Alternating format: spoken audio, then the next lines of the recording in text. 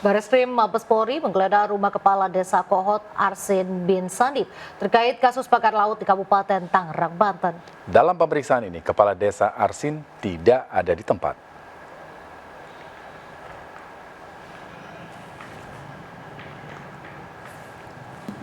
Tim dari Bareskrim tiba di rumah Arsin bin Sandip Senin malam.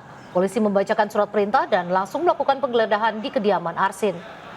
Namun Kades Arsin tidak ada di kediamannya. Polisi hanya menemui istri dan saudara kandung kepala desa. Penggeledahan dilakukan di 3 titik, rumah Kades, rumah sekretaris desa, dan kantor desa Kohot. Belum diperoleh keterangan resmi dari kepolisian, namun penggeledahan diduga terkait kasus pagar laut di perairan Kabupaten Tangerang, Banten. Usai penggeledahan, istri dan saudara kandung Arsin diperiksa di Mapolsek Paku Haji, Tangerang.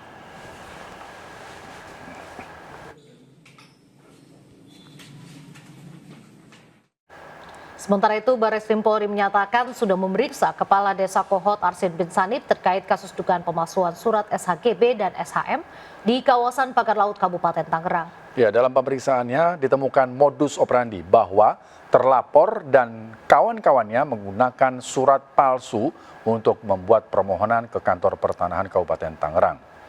Dalam kasus ini, Bareskrim Polri telah memeriksa 44 orang saksi. Modus operandi di mana terlapor dan kawan-kawan itu menggunakan surat palsu dalam melakukan permohonan pengukuran dan permohonan pengakuan hak ke kantor pertanahan Kabupaten Tangerang. Kita awali dari awal, dari ujungnya kan kita ketahui bahwa terbitnya itu berawal dari surat dari Kepala Desa. Pemirsa, Kementerian ATR BPN telah memberikan sanksi pemecatan kepada 8 pegawai, salah satunya Joko Susanto, mantan Kepala Kantor Pertanahan Subang dan Kabupaten Tangerang. Padahal Joko Susanto sudah pensiun pada Oktober 2024 lalu. Lantas untuk apa memecat pegawai yang sudah pensiun? Joko Susanto diduga memiliki peran vital dalam penerbitan sertifikat laut.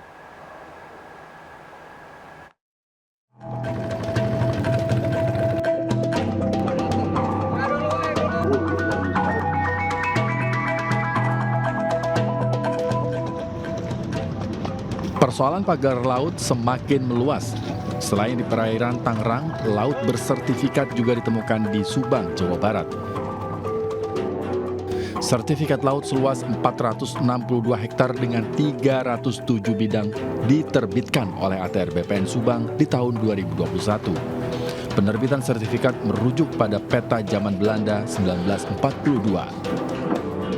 Ada time series history dari tahun 42 sampai dengan sekarang itu yang dulunya itu tidak ada kepala burung di Patimban, sekarang ada. Artinya segala sesuatu bisa terjadi, adanya tanah timbul dan sebagainya. Dan SOP itu sudah kita laksanakan semua. Keterangan Herman langsung dibantah oleh nelayan. Seorang nelayan di Cirewang mengaku sejak Presiden Soeharto, Teluk Cirewang merupakan laut, bukan daratan. Bukan, ini emang laut dari dulu masih dalam, sekarang udah dangkal. Udah susah nelayat pun di sini. Jika penerbitan sertifikat merujuk pada peta zaman Belanda, lantas mengapa ada nama-nama nelayan dan warga dicatut tanpa izin untuk pembuatan sertifikat tersebut? Ini tahu tiba-tiba aja. KTP nggak dipinta? Enggak dipinta apa aja, nggak dipinta. Ini tahu tiba-tiba aja. Kini 8 pegawai Kementerian ATR BPN dipecat, termasuk Joko Susanto yang pernah menjabat Kepala Kantor Pertanahan Kabupaten Tangerang pada 2023. Padahal Joko Susanto sudah pensiun pada Oktober 2024 lalu. Lantas, untuk apa memecat pegawai yang sudah pensiun? Ya kalau udah pensiun ya nggak mungkin dipecat, yang udah pecat otomatis. Dan bukan kewenangan kita lagi. Kalau pemecatan kan bagi pihak-pihak yang terlibat, yang masih aktif, yang kita pecat itu. Kalau yang sudah pensiun ya udah pensiun mau gimana lagi. Joko Susanto pernah menjabat sebagai Kepala Kantor Pertanahan Kabupaten Subang dengan kasus sertifikat laut yang sama. Keberadaan Joko Susanto kini tak diketahui. Joko Susanto diduga memiliki peran vital dalam penerbitan sertifikat laut baik di Subang maupun di Tangerang. Mereka yang melakukan perbuatan pelanggaran hukum, ya, itu tidak bisa kemudian bebas begitu saja dengan alasan bahwa dia sudah pensiun.